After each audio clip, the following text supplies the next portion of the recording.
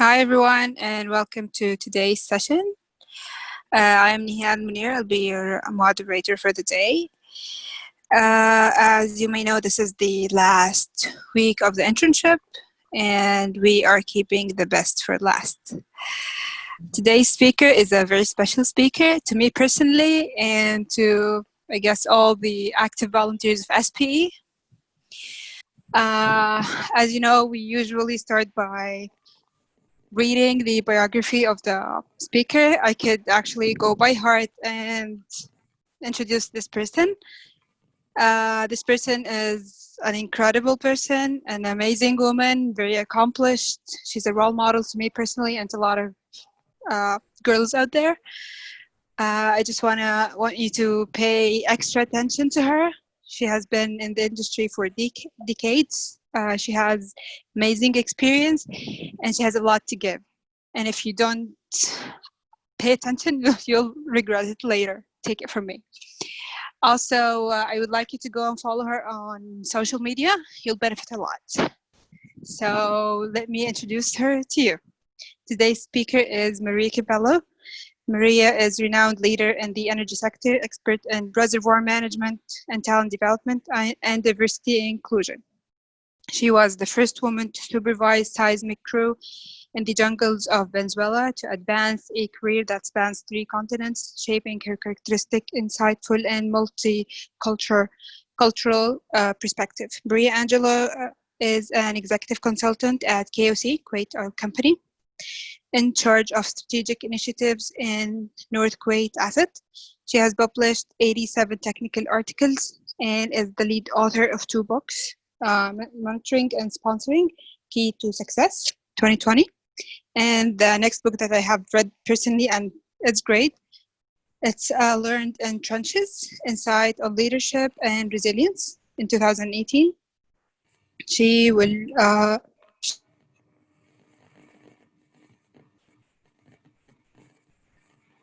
I guess, Cavaliere dell'Ordine del Stella di Italia, one of the highest civilian honors in Italy. She was also awarded the honorary membership by SPE in 2019. And she's the recipient of Society of Exploration Geophysics, SEG Special Commendation and Lifetime Membership Awards. She's also on the board of SAG. Maria Angela is the co-chair of the United Nations Women Resources Management Committee and distinguished lecturer of the SPE chair and the SPE chairwoman of the SPE Business Management and Leadership Committee. She serves at the SEG board as director at large. Her passion is the empowerment of women and young in the sustainability of energy. She has a master's in geophysics from Colorado School of Mines. Maria, the floor is yours. Thank you very much, Nihal. I think that this is one of the introductions that I will cherish because you are very special for me. And I think you are a role model in your own right. So you shine with your own light. So thank you very much, Nihal, and keep giving back all the many good things that you have to share. So let's go into the matter immediately. Today, I am going to talk to you about what is the value of communication, specifically for the empowerment of women in oil and gas. This is an invitation I received from the Marietta College and the SPE Egyptian section, plus the Pio Petro. So I want, first of all, to appreciate this invite because it enables me to be here with you and perhaps to share with you some ideas that you will carry with you. So thank you very much. I took this photo from the SPE Egypt website, and I loved the advertising of my session today with you. And I wish that all were so organized as this kind of series of webinars because it's fantastic. So what is that we're going to see? Well, I'm going to give you an introduction to then dig into diversity and inclusion statistics, the role of communication, and immediately we will have some conclusions. And what I love the most, which is reflections on the way forward for women's empowerment in oil and gas. So, as an introduction, generally, this is not the image that we see when we think about oil and gas, right? We generally see a very dirty, full of oil image with men working in very, hard duties. But this is not the case that we have now.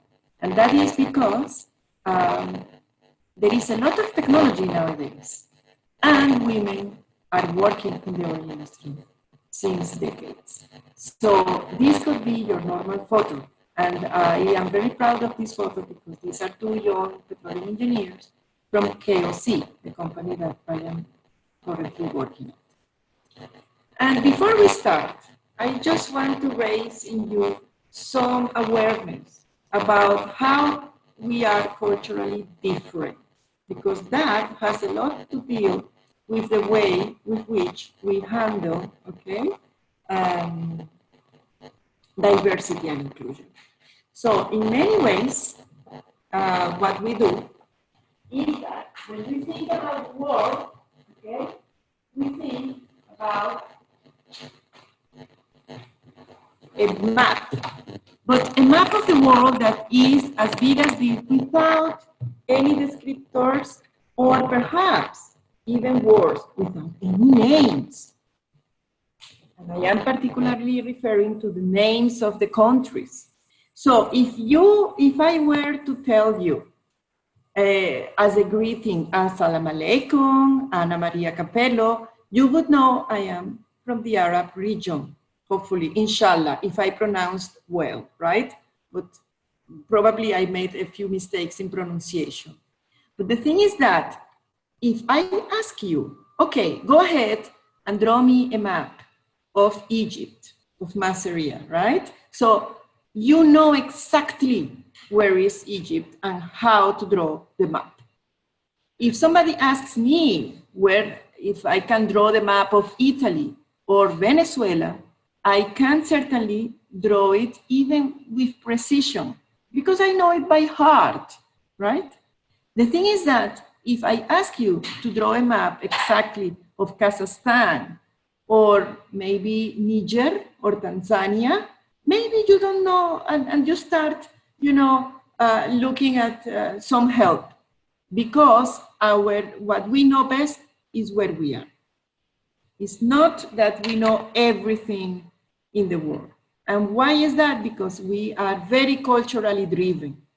So now that we see the maps, we can really tell, oh, okay, now I know where is Tanzania and I can draw that map, or Venezuela, or Egypt, and draw that map better, right? But without that kind of help, we don't know where we are. And why is this relevant? Well, because if we see, all the Western hemisphere, has almost all here in the southern part, for America in particular, we all speak Spanish with the exception of Brazil and some islands in the Caribbean. But as all speak Spanish and we all have the same religion, we, are very similar in the way we face our values and the way we treat our women. The same happens, right, in the Arabic Peninsula and in the northern part of Africa. Why? Because you share the same language, you share the same religion. So the cultural values as a society are very similar. And the way we treat women, right, in every one of these regions is similar. So trying to do the same everywhere else in the world is not an easy thing to do. So there are several models that I want to share with you, which are relatable to the culture and how we handle, in this particular case, time and emotions. I like this model very much. This is the Lewis model. And in the Lewis model, what you can see, is the approach to time. So in a way, in this model, let me see if I can put only my face. I cannot, right? No. All right. So in this model, there are three different kinds of countries, let's say. The blue, the red, and the yellow. In the red, okay, here in the peak, okay, in the top peak of this pyramid, okay, we see cultures that are multi-active and they can, their approach to time is, you know, polychronic, okay? So that means they can handle several things at the same time. And I'm going to tell you an anecdote, okay? When you go to the United States, don't you find it very strange that you have to wait for the person at the cashier to finish so that it's your turn and then they will pay the full attention to you? While in the meantime, they cannot even answer a simple question. Well, that would never happen in Kuwait or in Egypt or by that matter in Italy or Venezuela. Because we are polychronic, we can do and want to do several things at the same time. We do not do things in sequence like in the US. And for me, it's a lot of fun to see these differences. So in the red area, look at this. You find Italy, Spain, Brazil, Venezuela. So I come from Italy and Venezuela. So I am totally in the red area of this Lewis model, okay? If we look for the other extreme, one of this model is the reactive. The reactive is a little bit, if something happens, they will respond, okay? But the yellow code means that they like harmony, they are very courteous, they are listeners. So these are the cultures of Japan, Vietnam, China, Korea. And we know that it's like that because we liaise a lot with people from Asia in this part of the world. Let's see now the blue code. Well, the blue code are the people that we were talking about. They are monochronic, they are calm, factual, they are planners, and they like to be in control. In the very tip of this triangle, we find Germany, the USA, UK, okay? So who are also cultures that we know about, right? So where do we find the other countries? We see India here in the center, Bulgaria, Turkey, they are here in the orange area, and Australia, Ireland, South Africa, Poland, France, in the purple area here. They are in the center between multi-active and you know, the red extreme, which is emotion, loquacity, passion, okay? And they are a little bit detached from the blue, who are very calm, very planners. So you already can, you know, I am sure that you are already thinking, okay, where I am located. And I know that in Marietta College, we have people from all over the world, right? So you will find yourself comfortable when you are surrounded by people who are like you. But when you are with people who are different, because they come from another part of the world, that is when things start to get difficult, okay? For example, Nihal wears a veil as a woman, right? And she works in the oil industry. Many people in the other part of the world, they don't know how to behave with that if they are not used to that. For example, in Latin America, there are not a lot of women with veil. There are not, almost very, very, very minimal, you know, women from Muslim culture go there. But in Europe, they are used to that. In Africa, they are overused to that. And of course, here in our region, I live in Kuwait, that is very normal, right? So you have to understand and to live the culture of every place to understand how things go. Look what happens in this case. This is trying to be a joke for you, okay? So the Japanese went to a course where they were explaining to him that Americans will greet him shaking the hand. And the American went to the same course and they told him, listen, if you're going to meet a Japanese person, you have to bow your head. So each one is trying to do, you know, the greeting the other person will expect. And what happens? It's a mixed match, right? Because it didn't work out. The second model I want to share with you today, because it relates a lot with masculinity or femininity in the societies is the Hofstede model. In the Hofstede model, you can go to the website and you will find that they define culture in the workplace using 6 dimensions. And those dimensions are power distance, the number 1.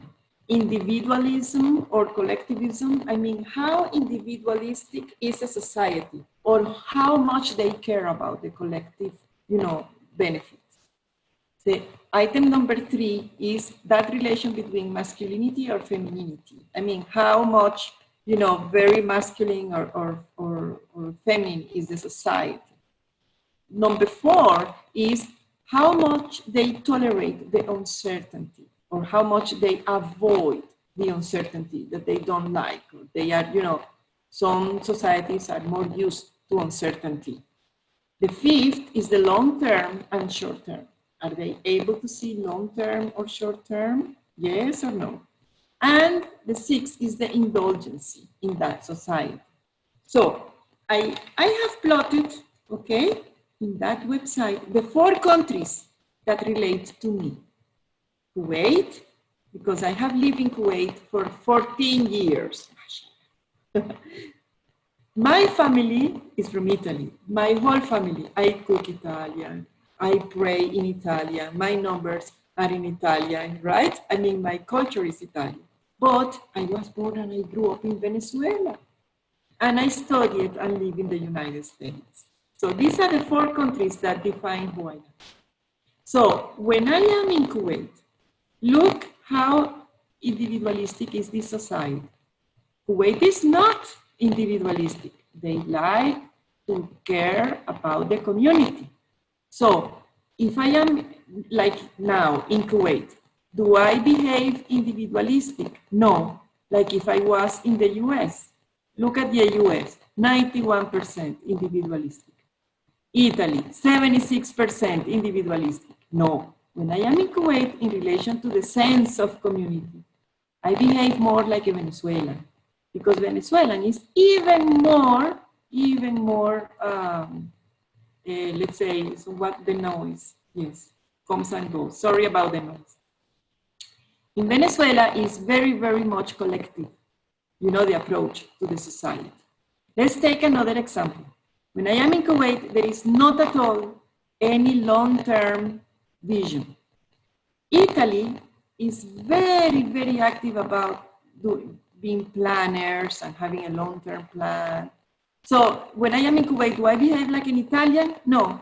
Do I behave like a US all planning? No. I behave like in Venezuela, that we do not like to plan for a very long term. And I know that perhaps you can understand these differences, right? And play with that because it's very important. So in Kuwait, it's half and half, I would say, it's 40%.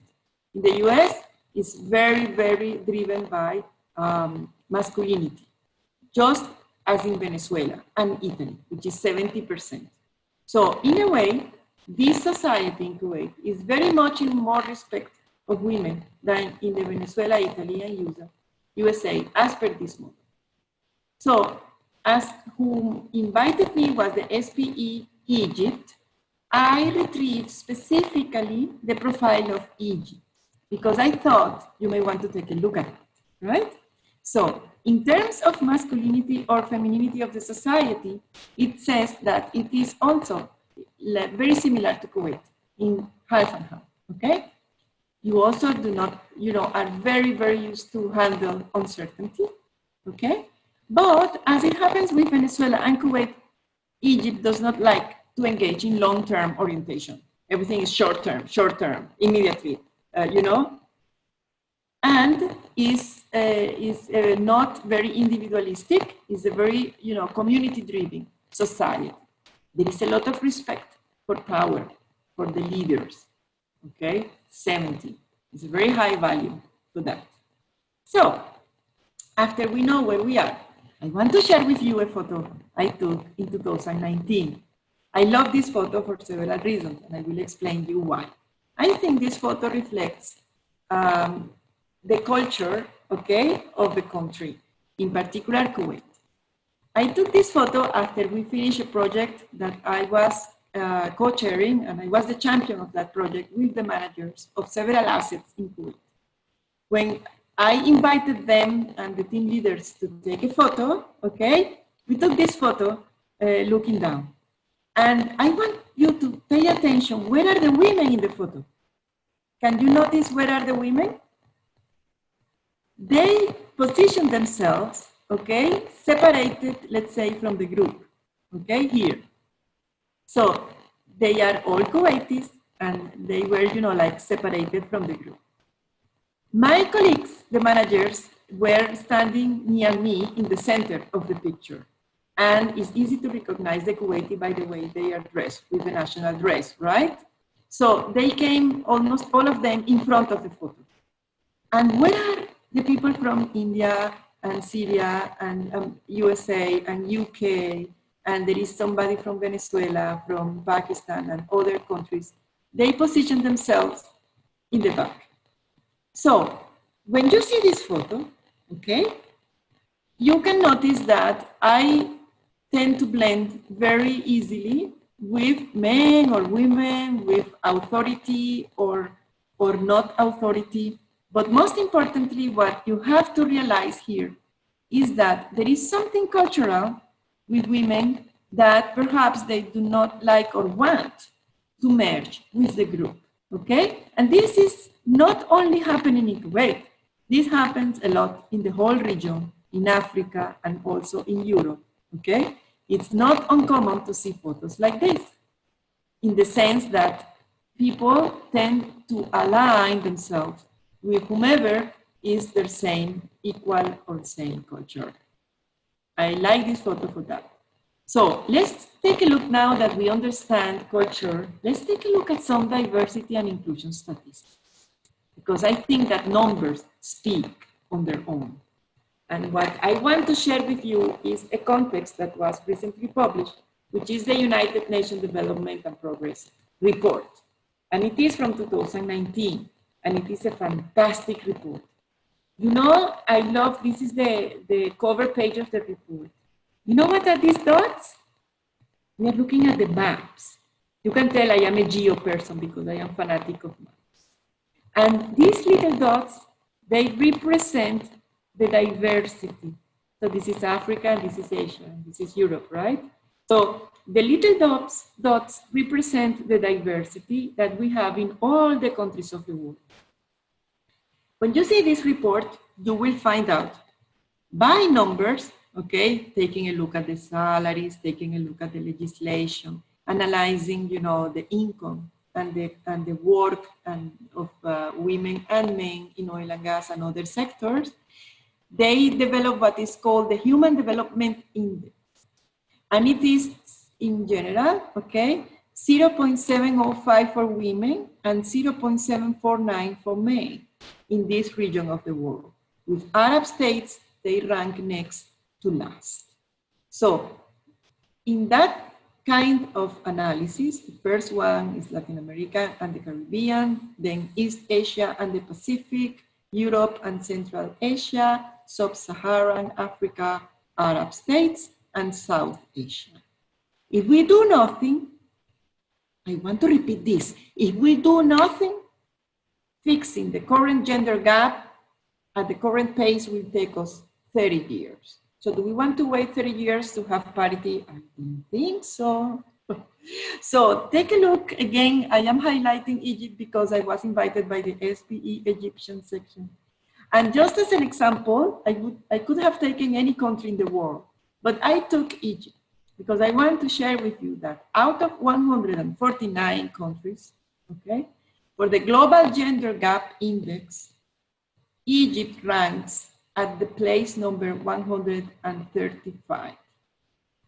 And at the Human Development Report Index, it ranks 116. So when you look at that, that means parity would be 1, with men and women being fully equal in the society and at work.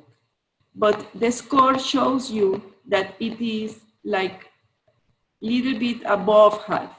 So it's not very good. It's not very good. okay?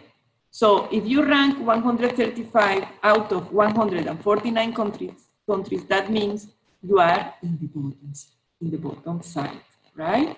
So what can we do in order to improve that? Okay, let's take a look at what is this gender gap focus. If we see the GCC are the countries I know more. The 6 countries that you know, Saudi Arabia, Oman, Bahrain, Qatar, Kuwait, and the UAE. And I plotted Egypt here so that you can see. This is the 600. So in relation to the GCC, we could say that it is below the United Emirates, but above all the others, above Kuwait, Qatar, Bahrain, Oman, and Saudi. But way below from West Europe, North America, Latin America, and other regions of the world, okay? So how do we counterfight that? Let's take another vision. This should say Egypt, okay? So the global gender gap score is 109, the estimated earned income by female, and this is data from 2019, is $5,000 per year, and for male, $17,000 per year. Wow. So this is why there is no parity, okay? And professional and technical workers, female, are 38% of the workforce, and male are 61% of the workforce. The score of Egypt at a glance will show this: very well educated, okay, very well in health, but there is not much parity in politics or in economy. So let's now see in general, diversity and inclusion in oil and gas. Okay, the gender participation in the world, okay, has an average female representation, okay, for the executive teams that does not go beyond 28%. And that is in Norway, where by legislation, they are supposed to have 50% of women at the board. So what is left for other countries where women have not advanced? For example, Japan, only 3%. India, only 5%. Brazil, only 8%. So basically, when you see the data, okay, you can say that even in countries with legislations to augment female participation in leading roles, the females are still at 28% representation. The hierarchical countries like Japan and India maintain a very low participation of women in the leading roles of the workforce. What happens in Kuwait? I brought for you an example that has been published in several papers that I have co-written with some Kuwaiti leaders.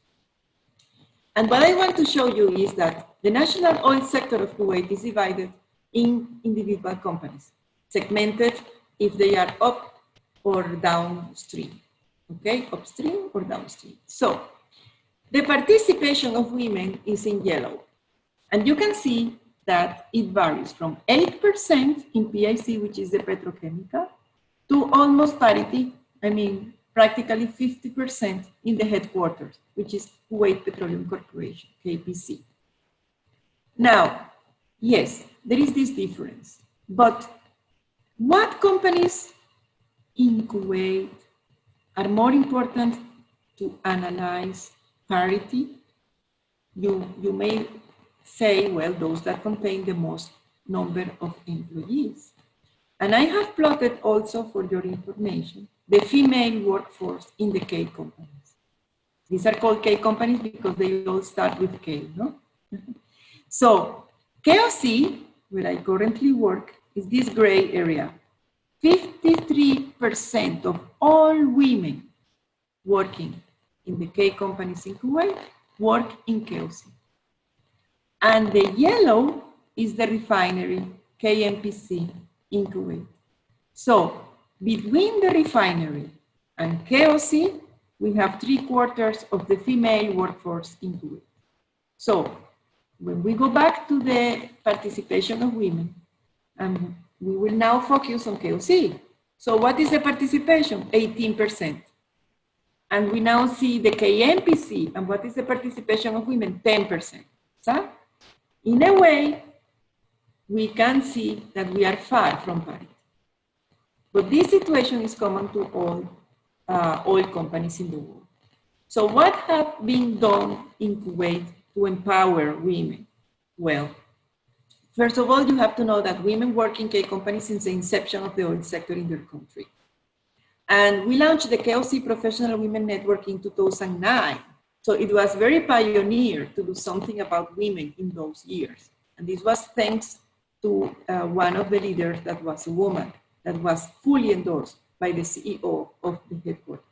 And that was expanded to all K companies in 2014. I had the privilege to be the coordinator of that expansion. So 3 things we did to encourage women to do more. First, to enrich career opportunities for women.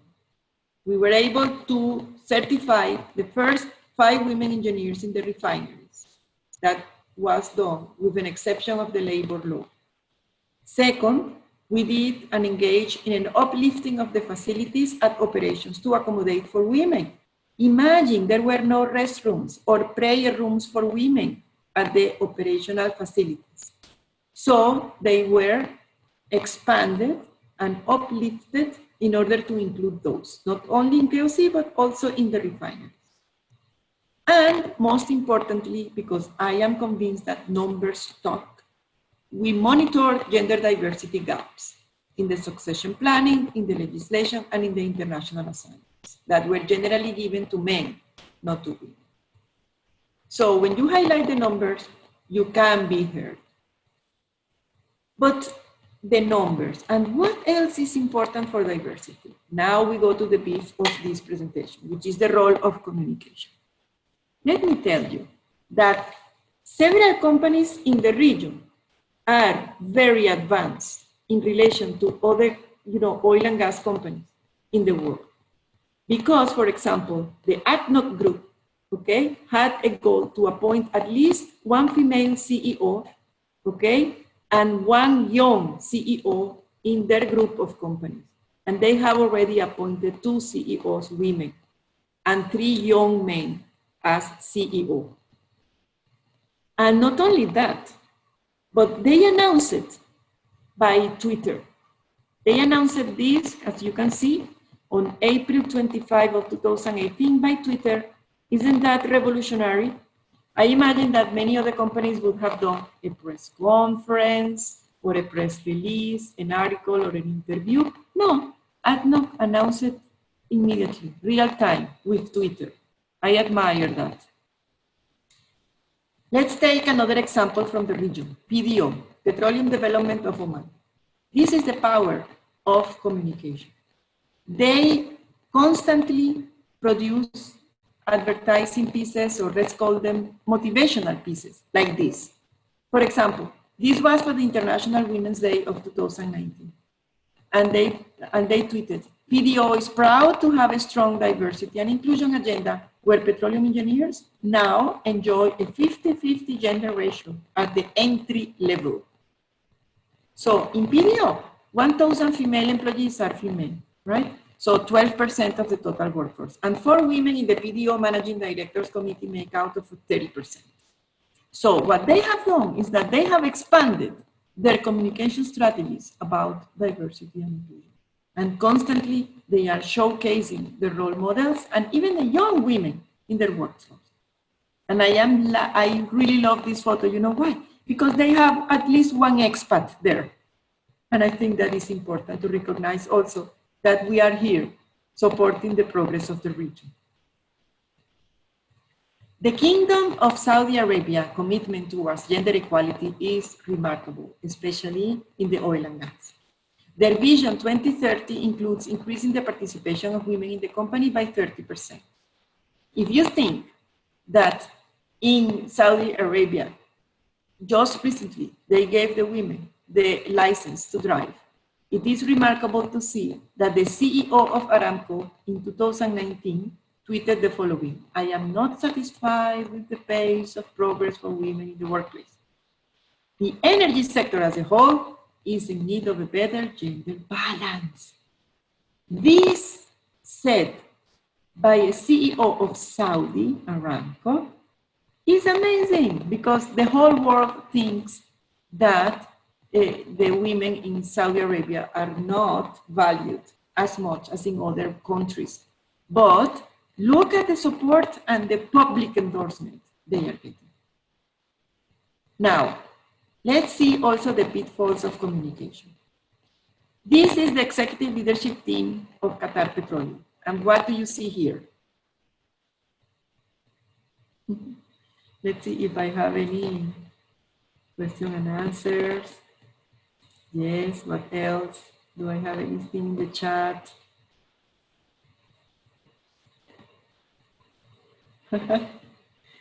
James Sa. Only men, exactly. Thank you, Samar. This is only men, so is this good? No. Mutaman, sa? Mutaman. In a way, what we want now, and I want to share with you, is that I took the work of downloading what is the main website, the first page that we see. In the website that we see, exactly, no gender balance, Salman, very well. Well, what we see here in the first website, when you open the website of Aramco, is this beautiful image, okay, of a woman engineer in front of her refinery, okay, in Saudi. And there is, you know, enabling opportunity.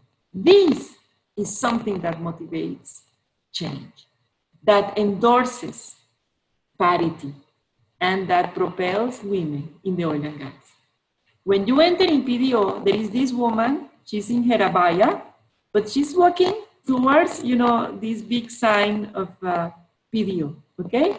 So that's good. They are propelling the image of women. So for KOC Haram, I was searching and there is not even a single photo of a woman. And I am sad about that, but it's also something to think about, right? Because in a way, we want to encourage more and more women. This is ADNOC, and I don't have words to tell you how strong is ADNOC in communicating their endorsement for women. This is one example, their website. This is Qatar, and you know that in Qatar, we didn't have women in the executive team, right? And this is a photo of the new hires of 2019. And we can detect that what will be the percentage of women in Qatar in the coming years, like by eye, like a ballpark figure. When you see this photo, can you tell me, somebody in the chat?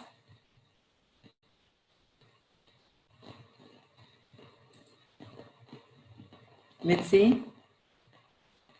I don't see any answers. Come on, guys, 20-50, yes, 20%, correct. I would say if we count, there are 1, 2, 3, 4, 5, 6 rows, okay? And only one row is of women. So as all these are Qataris, right? Most probably they will keep a very low relation or ratio, women-men. So things sometimes have to be changed from the beginning, from the intake of women into the company. Because if you don't start here, right, we cannot continue. I will give you now the option to ask questions, okay? Let me finish to show you all the websites. This is Babco. Babco is the national oil company of Bahrain. And what I like here is to see this interaction women-man. Now let's see what other companies do. And I want to show you ExxonMobil. In the US, still, they are very much using the image of women in roles of research, not necessarily in operations. ExxonMobil is one of those that uses the images of women in laboratories. Oxy, which is Occidental Petroleum, I love this image because in this image, they are consolidating two things. Gender diversity in operations, but also what? What would you say they are showing in this? What kind of diversity they are also showing here?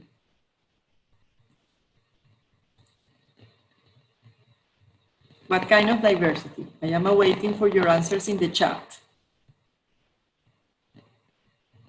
Equality when it comes to race, no racism, yeah, because we see the guy is black. but also the girl, I think, is like Asian, right? So there is a diversity, not only in gender, but also in nationality. And that is very healthy, okay? Here in ENI, the National Oil Company of Italy, okay, what we can see is women and men at the round table, and remember they were very keen into hierarchy. We can see that because their photo is about the leaders, not necessarily the young people. And look at Total France. This is one of the best photos that I retrieved from the website. Because as we were looking before, we have the diversity of gender, the diversity of nationality, the diversity of ethnicity. But here, there is something missing. What is missing here? What kind of diversity is missing? Can anybody tell me? I'm going to open the chat. Nationality diversity, yes. What else? What else? Age, very good. Excellent, excellent, Ismail and Prem. This is exactly what is missing here, exactly. Age, we relate age with experience. So Prem, you are right. Mohammed, you are right. We don't have here diversity of age or experience, and that is important in what we do. So how can I measure the power of communication and how well are they doing in this communication? And before we continue, let me open for the question of, somebody was having a raised hand. Let me see who. I don't see now. Attendees, I cannot see. Okay, so I have a question. I will take one question randomly. Why some people are still judged by its look, appearance, and underrepresented if they have no look criteria? One of my concerns in leadership issue is that until this time, to be a leader of CEO, still few people said you have to be good looking, either female or male. I don't agree with this, but it's real. Well, you know what happens? That we need to raise our acceptance of the diversity implies also accepting people you may not like. So diversity is also able people diversity. How many photos have you seen in oil and gas in a wheelchair or with Down syndrome? Not many, right? So we have people with dyslexia, maybe blind. They are not much part of what we do in oil and gas. We need to expand our concept of diversity because it's not only 50-50 women and 50-50 women and men, or 50-50, let's say, a balance of all nationalities. Diversity is much more than that. It's accepting there are differences, be humble about accepting those, okay? And understand that better decisions come with integrating the experience, the perspective, and the input of all. And this is why I try to advocate for diversity. So let me go back to my thread. And I want to show you how can I measure the importance of social media in Twitter and Instagram? Okay. What I noticed is that not all communication campaigns are aligned with the corporate strategies and the realities of the countries. What does that mean? Well, in Abu Dhabi, we know that they have an emir, a king, right? And there are no women in real power positions, let's say in very high. Or we can see even in the United States, we have never seen a woman president of the United States. By the way, we have not ever seen a woman president in Italy or Venezuela, which are my countries. So it's very difficult, okay, to align a gender balance strategy if you don't have role models, okay? So let's now dig into oil and gas and see what is that we are doing. Well, what I found is the majority of the NOCs, the national oil companies, they were better at proudly highlighting their women in oil and gas, even in the cases of very conservative countries like the Kingdom of Saudi Arabia, much more than international oil companies. And the presence of women in social media, especially in the national oil companies' corporate website, is pivotal to motivate the intake of women, to reduce the unconscious bias our friend was talking and asking about, okay? Preferring beauty is unconscious bias for the leadership. Establish in not declared manners of the corporate guidelines about women inclusion and confront the traditional vision of the oil workers. So I made up a ratio, 2 ratios in fact. This is invented by me. I thought, how can I know how efficient is a campaign, for gender diversity or for communicating with the external world? Okay, this is my assumption. This is like a hypothesis of working, no? So if I have a Twitter account as a company, let's say ExxonMobil, let's say Kelsey, let's say ADNOC. So if I have a company with a Twitter, as a minimum, if I am effective and people are interested in what I have to say, I should have as many Twitter followers as employees if they are interested, right? So if I divide the Twitter followers by the total workforce and I get a ratio of 1, that at least I am doing a fair work. If this is above 1, that means I am reaching out to the external world effectively. And the same for Instagram, okay? So as the minimum, I wish that our social media would have as many followers as employees. But yes, we know that not all people like to engage in social media. But this is a rule of thumb, that is a hypothesis. And what did I find? Look at this. These are my ratios, okay? Ratio number 1, ratio number 2. In the last 2 columns to the right, okay?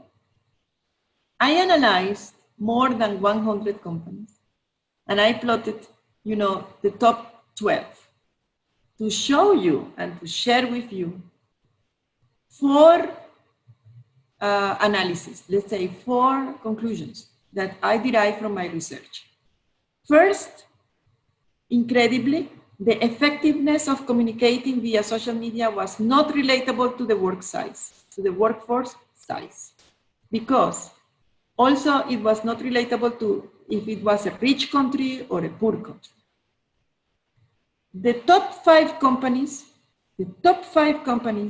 include, look, Ecopetrol, Aramco, KPC Group, 3 NOCs, and 2 international oil companies.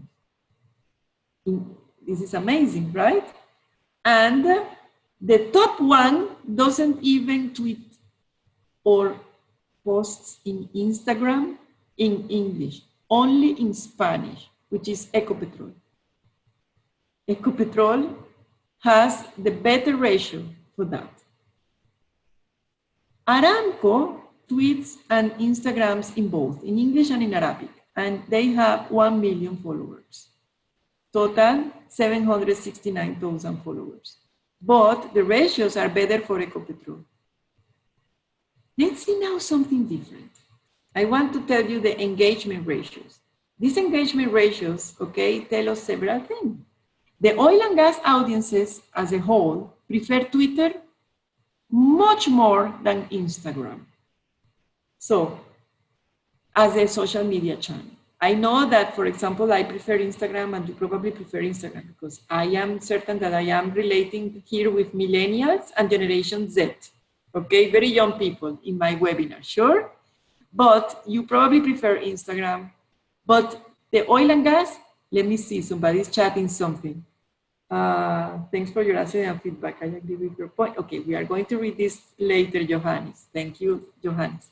So the top 10 ranked companies in our analysis include 6 NOCs. 6 NOCs. So for the national companies, the communication strategy via social media is extremely important.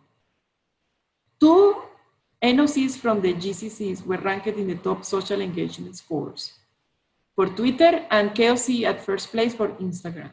So KOC is at first place for Instagram and Ecopetrol first for Twitter. These are the sizes, okay, workforce, okay? As you can see, it doesn't matter the workforce size. KPC has a lot of followers in Instagram, which is in blue. And instead, Aramco has many, many more followers in Twitter, which is the yellow one.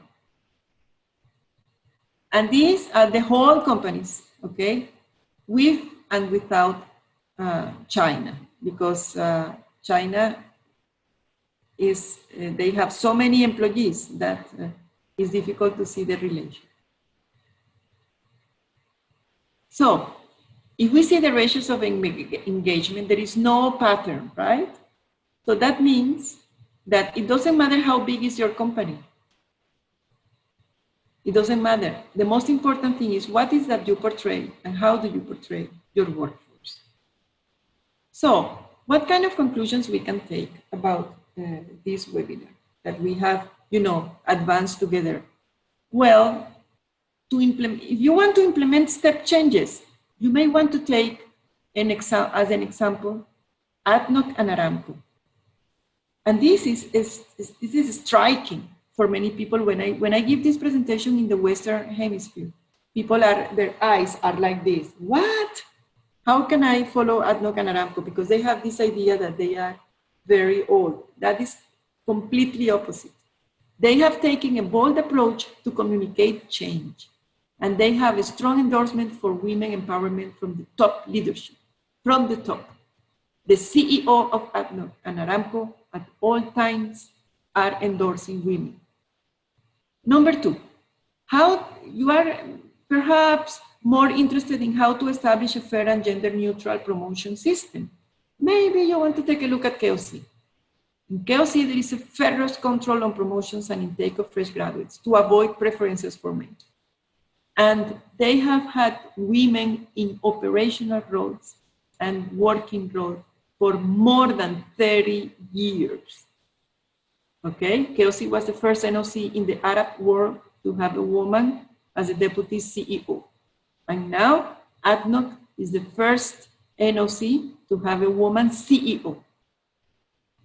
Third, how to create effective networks of women and mentoring programs. You may want to follow what KPC is doing, Shell is doing, and Schlumberger is doing.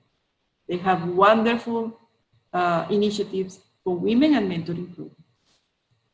Shell even has an initiative they call the Golden Circle, which is to connect, let's call them all women. You don't tell them that I said this, okay? To connect experienced women, they want to call them together in what they call the Golden Circle. And I love that because not many women get to the top. And when they are in very leadership, driven roles, they are separated from each other. So this Golden Circle connects them, okay? Another thing, another question. Do you want to know how to use social media channels to further promote gender inclusion? So you better follow what Ecopetrol from Colombia is doing, ConocoPhillips, and PDO, because those are the three, remember, the top ranked ones.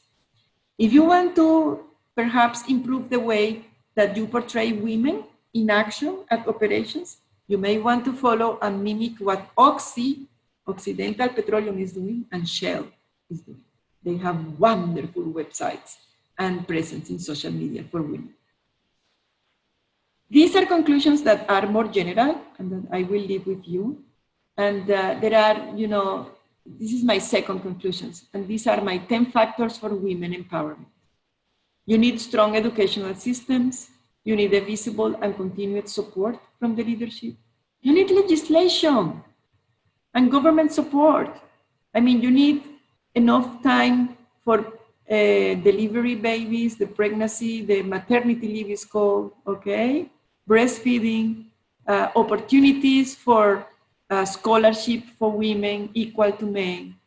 You need a fair hiring process, promotion and succession. You need to determine how to implement step changes so that women get to the leadership. Remember, if we don't implement step changes, we are going to wait 30 years for women to be, in fact, taken into consideration. And if you ask me, I am totally an advocate to promote women's network and diversity champions, okay? You have to declare a diversity champion in your organization. Important, compare your statistics about gender gap and parity to international values. Do not satisfy yourselves with your own progress if you don't compare yourself with others, okay? Focus on effective communication to boost diversity. Monitor your gender statistics and use.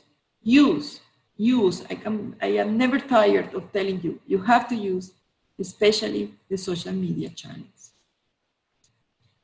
So this brings me to the last slides of my presentation. How do we walk the talk? Now, in COVID, okay, things have changed so much.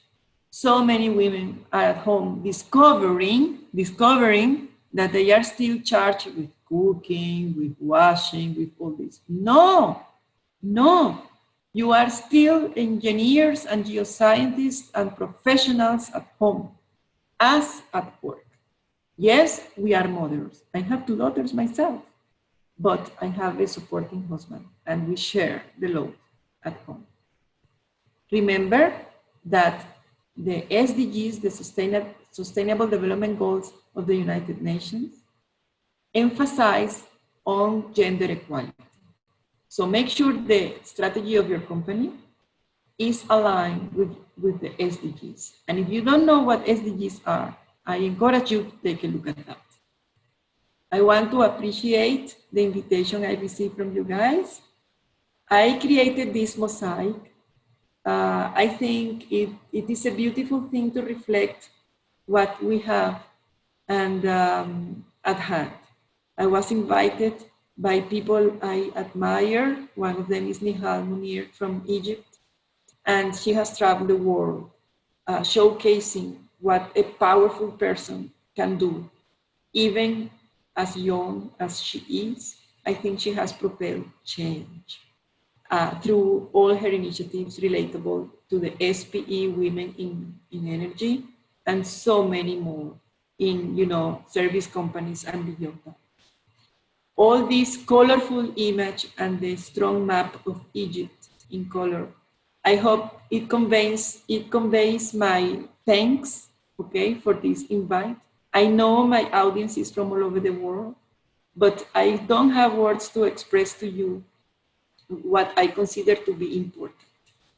So the Egyptian feminist Nawal al-Saadawi, she said, a woman, or she, is free to do what she wants and free not to do it as well.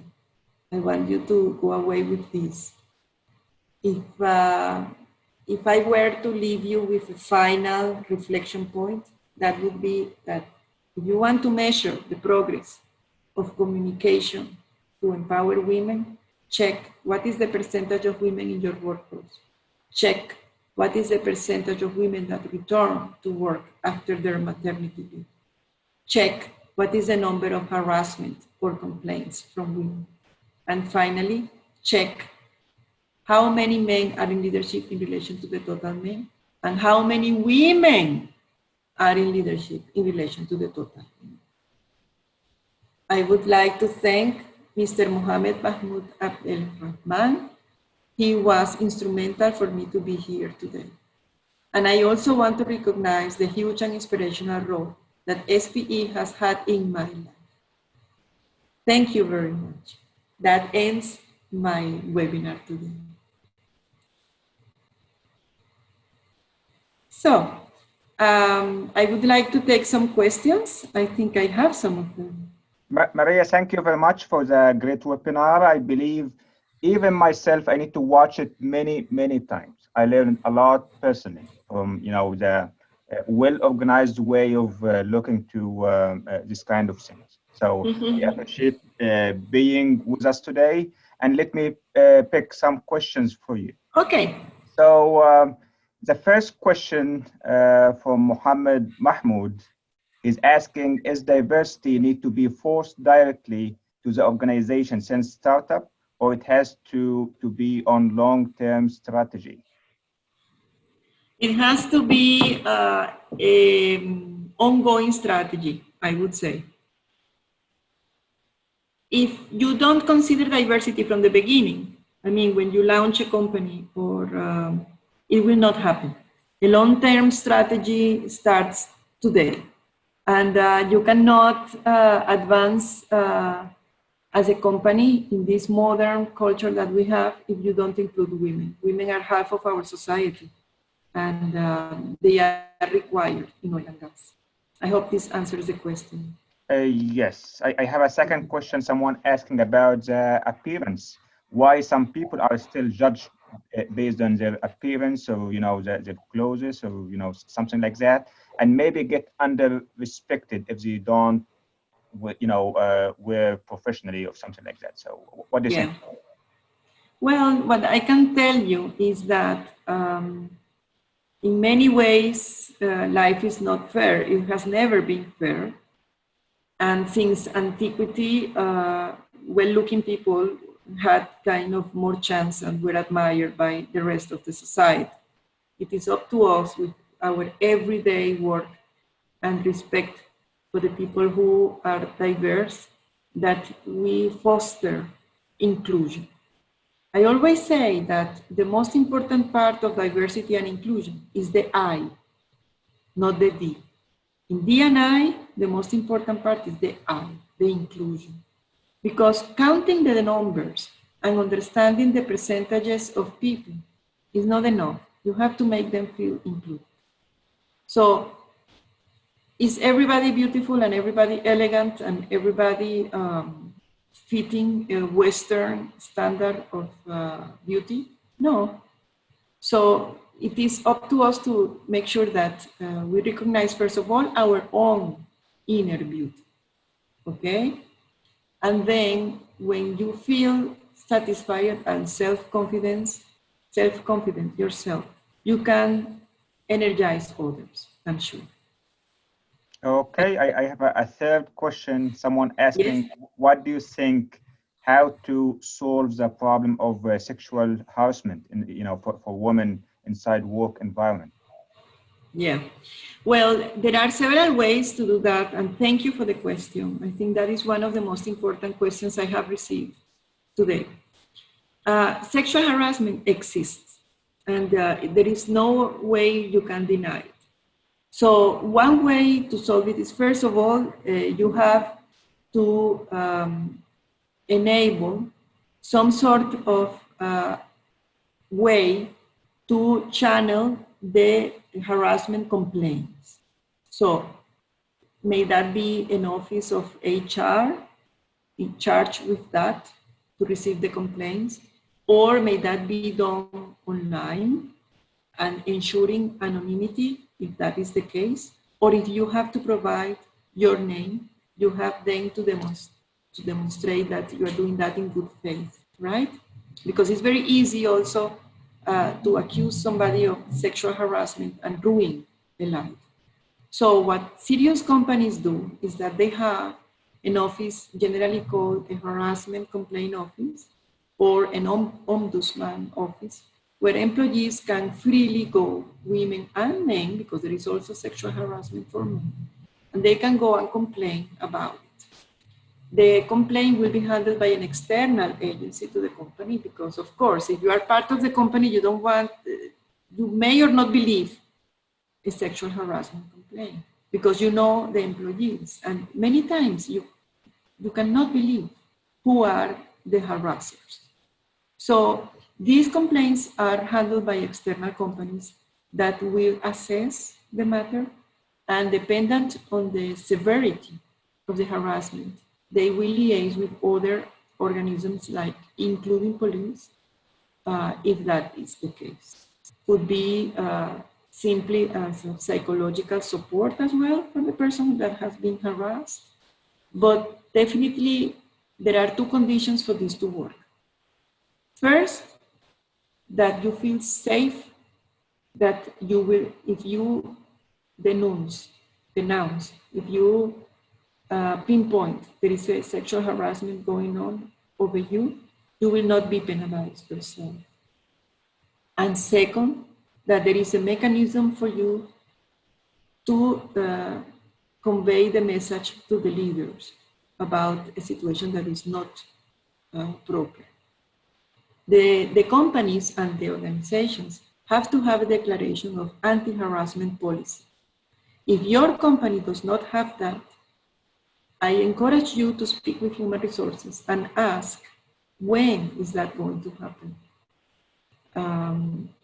The modern view at the corporate citizenship or state status of things is that all companies should have an anti-harassment policy and diversity and inclusion policy. Thank you for the question. Sexual harassment is much more common than what people think.